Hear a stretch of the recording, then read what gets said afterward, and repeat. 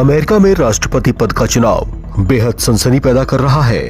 Democrat उम्मीदवार कमला Harris और Republican party की ओर से चुनावी मुकाबले में उतरे पूर्व राष्ट्रपति डोनाल्ड ट्रंप में कांटे की टक्कर हो रही है।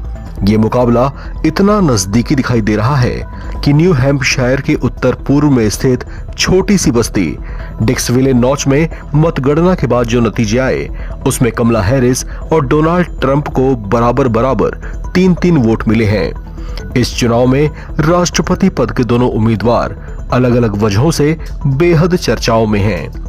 अमेरिका की मौजूदा उपराष्ट्रपति कमला हैरिस अगर जीतती हैं तो वो अमेरिका के 235 साल पुराने राष्ट्रपति पद के चुनावी इतिहास में चुनी जाने वाली पहली महिला राष्ट्रपति होंगी, जबकि डोनाल्ड ट्रंप अगर जीतते हैं तो वे एक अंतराल के बाद दूसरी बार चुनाव जीतने वाले ऐसे राष्ट्रपति होंगे जो अमेरिका में दशकों के बाद इस तरह से ऑल्टरनेट चुनाव जीतेंगे।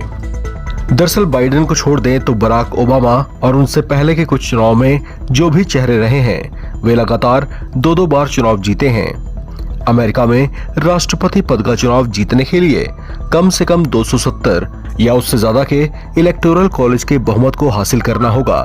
दरअसल अमेरिका में मतदाता सीधे राष्ट्रपति का चुनाव नहीं करते, बल्कि राष्ट्रपति को 538 इलेक्टोरल कॉलेज द्वारा चुना जाता है। अमेरिका में कुल 50 राज्य हैं। ऐसे में हर राज्य में उनकी आबादी के मुताबिक इलेक्टोरल कॉलेज होता है। एनबीटी के दर्शकों को हम यहाँ एक रोचक बात भी बताते हैं। दरअसल अमेरिका में जितने भी राज्य हैं उन्हें 3 अलग अलग ग्रुप्स में बांटा गया है, जिनकी पहचान रेड, ब्लू और पर्पल स्टेट के तौर पर होती है। यहाँ पर तीनों ही रंगों का अलग अलग मतलब है।